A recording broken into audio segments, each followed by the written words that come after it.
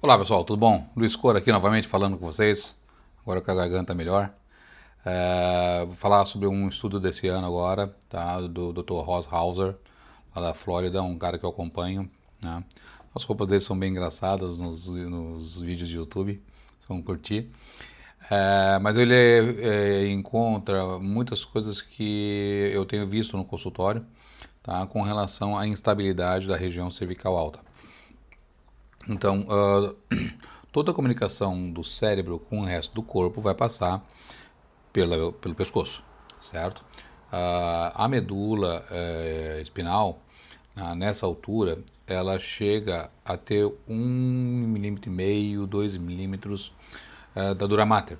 A dura mater é aquela capinha que envolve o cérebro e a medula.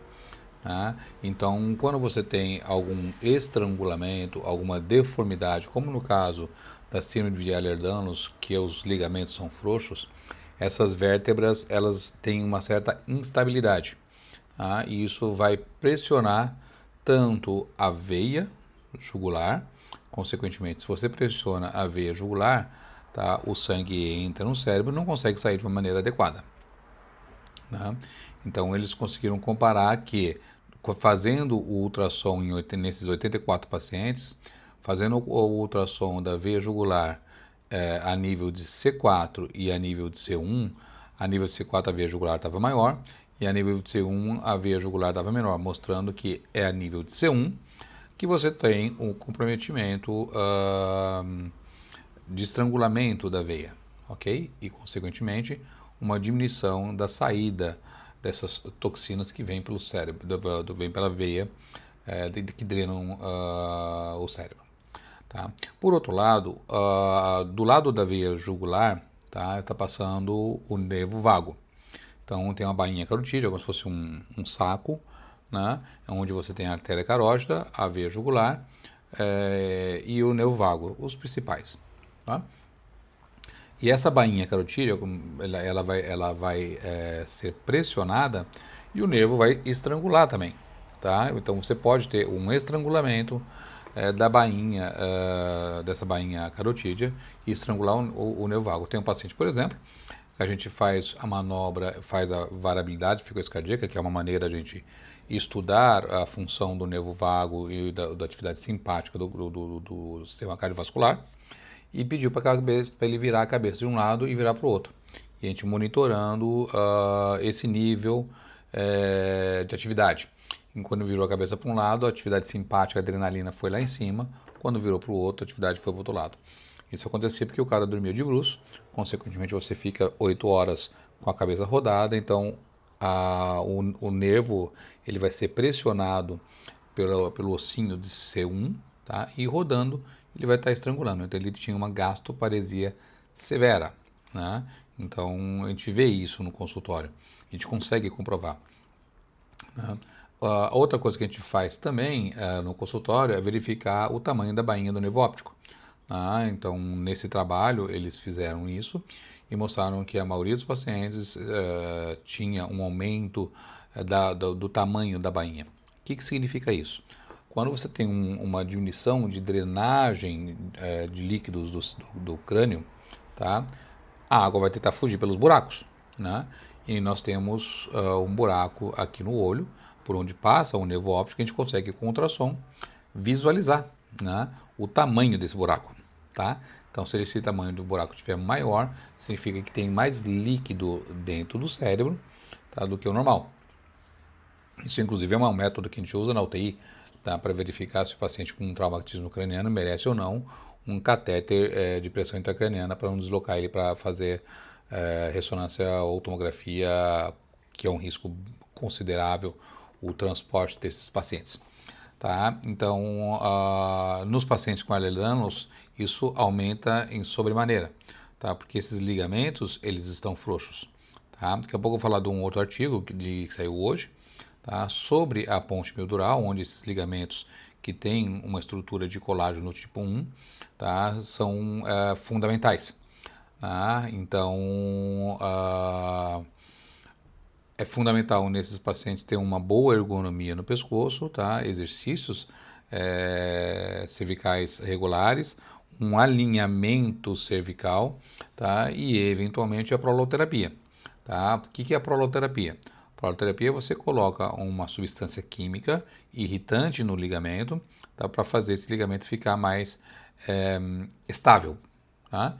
Então as vértebras não se deslocariam com tanta facilidade, tá? Então você faria essa dentre as outras estratégias de sensibilização cervical, de sensibilização vagal, enfim, várias estratégias que a gente pode usar. A proloterapia, você faz a guiado por ultrassom, você pega os ligamentos e deixa ele um pouquinho mais estável, tá? Então, ajudando esses pacientes a melhorar a função de vida, porque o paciente com Ehlers-Danlos, geralmente, eles vêm com muita desconfiguração, tá? Bem desconfigurado que, como vocês vão ver no vídeo, tá? Tem mais de 29 sintomas iniciais habitualmente o paciente sente.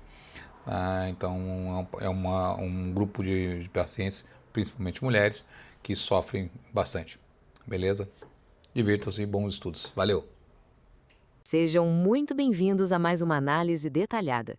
Hoje, a gente vai mergulhar direto num estudo médico retrospectivo revolucionário que saiu no comecinho de 2026. E olha, esse estudo está mudando completamente a forma como a ciência enxerga uma condição médica que até então era um verdadeiro mistério. É uma jornada incrível pelos dados para a gente entender como estruturas super específicas do nosso corpo ditam a nossa saúde de um jeito muito profundo. Vamos nessa? Para a gente já começar tendo uma ideia da gravidade da situação, pensem nesse número que é no mínimo assustador. Mais de 71% dos 84 pacientes acompanhados nesse estudo relataram sentir, pasmem, 29 ou mais sintomas ao mesmo tempo, logo ali na primeira avaliação. É isso mesmo, 29 problemas completamente diferentes acontecendo simultaneamente dentro de um único corpo. E é aí que surge o grande mistério médico da nossa análise de hoje. Como é que uma única síndrome consegue disparar uma avalanche de problemas tão variados, atingindo o corpo inteirinho de uma vez só? Quer dizer, como é que pontos tão distantes da anatomia humana podem simplesmente entrar em colapso ao mesmo tempo? É exatamente isso que a gente vai desvendar. Dá só uma olhada nisso. A realidade de quem vive com a síndrome de Ehlers-Danlos hipermóvel, ou SED, é realmente avassaladora. O impacto não fica ali restrito a dores nas articulações, não. A coisa toma uma proporção sistêmica gigante, varrendo todo o espectro neurológico, bagunçando o sistema cardiovascular com palpitações e descendo até o sistema gastrointestinal, causando aqueles problemas crônicos de digestão que ninguém aguenta. A abrangência dessa síndrome é tão vasta que, na prática, ela afeta quase todos os sistemas vitais que a gente tem. Para a gente colocar o tamanho desse impacto em perspectiva, é só comparar essas taxas absurdas com o que a gente vê na população em geral. Aquela névoa mental, o famoso brain fog, assombra 95% das pessoas nesse grupo clínico. 95%! Enquanto isso, na população geral, a taxa é de uns 28%. E a fadiga crônica? Ela atinge 94% dos pacientes com SED. Uma diferença simplesmente gritante se a gente pensar que só uns 10% do público em geral relata isso. É um contraste bem perturbador, não é verdade? Bom, os manuais dizem que a SED é um distúrbio do tecido conjuntivo. Basicamente, a raiz do problema é um colágeno defeituoso, que acaba deixando os ligamentos e tecidos do corpo elásticos e frágeis demais. Só que, historicamente, essa explicação do colágeno superelástico nunca foi suficiente para explicar aquela cascata gigante de sintomas pelo corpo todo que a gente acabou de ver. Sinceramente, articulações mais frouxas não deveriam, pelo menos na teoria, causar um problema digestivo severo ou uma névoa mental que não te deixa pensar direito. Faltava uma peça crucial nesse quebra-cabeça. E é aí que entra a nossa primeira grande pista. Vamos dar uma olhada no principal suspeito, a coluna cervical. Certo? Vamos mergulhar de cabeça nisso. Os pesquisadores desse estudo tiveram a brilhante ideia de mudar totalmente o foco e investigar um suspeito bem complexo, a mecânica do nosso próprio pescoço.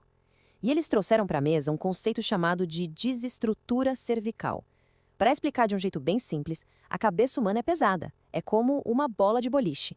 Nos pacientes com CDOH, os ligamentos que deveriam ser firmes e segurar essa bola de boliche no lugar são hiperflexíveis. Eles simplesmente não dão conta de segurar esse peso todo na posição certa. O resultado? O pescoço perde a sua curva natural e a cabeça acaba pendendo para frente. O suporte da estrutura literalmente cede. O grande momento de eureka estrutural desse estudo acontece bem quando esses ligamentos falham. O osso lá do topo do pescoço, o famoso osso atlas, escorrega para frente.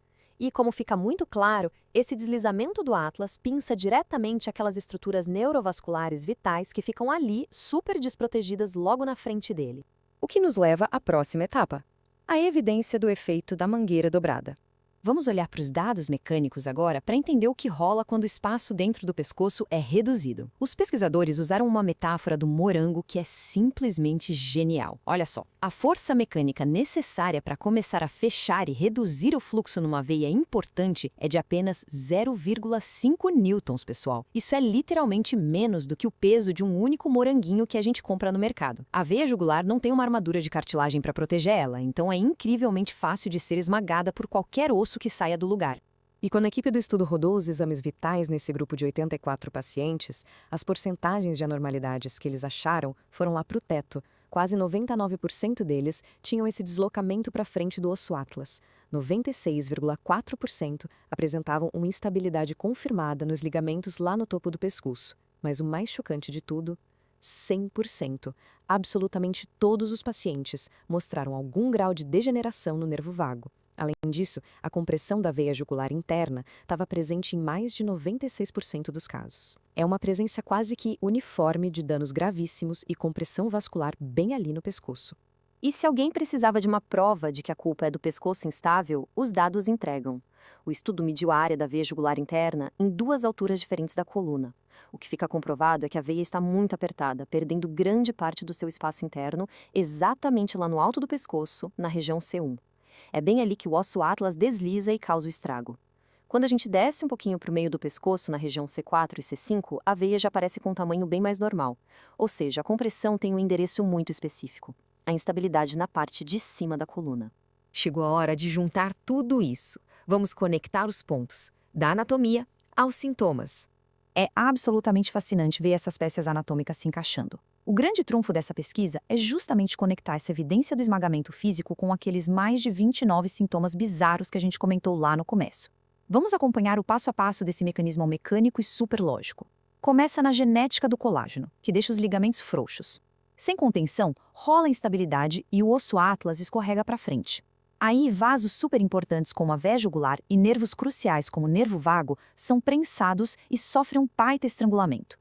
O resultado final dessa reação em cadeia, aquela cascata gigantesca e devastadora de sintomas que afeta do cérebro até o resto do corpo inteiro. Pensa comigo, se a principal via de drenagem está dobrada e estrangulada, o fluido do cérebro não tem para onde escoar com facilidade e começa a voltar, a acumular. Os pesquisadores mediram a bainha do nervo óptico bem lá atrás dos olhos e, adivinha, eles encontraram diâmetros elevados, completamente fora do normal, em mais de 87% das pessoas avaliadas. Isso é um sinal claríssimo de que tem líquido retido ali, gerando uma pressão gigante dentro do crânio. E tudo isso simplesmente por causa daquele bloqueio na base da cabeça. Então, a conexão é direta. A veia comprimida joga a pressão do crânio lá em cima e isso explica perfeitamente as dores de cabeça constantes, os problemas visuais e aquela névoa mental que incapacita as pessoas no dia a dia. Ao mesmo tempo, a gente tem o nervo vago sendo fisicamente esmagado. E como ele é tipo o controle remoto do nosso sistema nervoso que cuida de coisas automáticas, esse esmagamento explica os problemas gastrointestinais, as palpitações do coração, a ansiedade severa e a famosa desautonomia que esses pacientes enfrentam todos os dias. No fim das contas, a raiz de todo esse caos sistêmico é uma só: mecânica e estrutura. Agora, vamos dar um passo atrás e falar sobre as implicações disso tudo. Um novo caminho a seguir. O grande X da questão é: o que a medicina faz com toda essa informação agora? Essas descobertas trazem implicações muito profundas para o futuro de como a gente trata doenças crônicas complexas. A conclusão dos pesquisadores resume isso perfeitamente. Eles afirmam que este estudo oferece evidências inéditas de que a patologia da coluna cervical pode contribuir para, ou ser uma base etiológica para, o envolvimento multissistêmico em um subgrupo de pacientes com este distúrbio. Traduzindo, olhar para essa doença através dessa lente mecânica e estrutural abre caminhos para buscar tratamentos reais e práticos, alvos que a gente pode consertar, em vez de simplesmente encher o paciente de remédio para tentar controlar uma dor que até então parecia totalmente inexplicável. Para a gente encerrar nossa explicação de hoje, esse estudo deixa uma pulga atrás da orelha que é no mínimo provocativa. Se a gente parar para pensar, quantas outras doenças crônicas que a ciência hoje ainda chama de misteriosas não poderiam, na verdade, ter raízes puramente estruturais ou aquele efeito de mangueira dobrada escondido ali, bem no meio do pescoço humano? Pois é, parece que a nossa anatomia ainda tem muitos segredos para nos ensinar.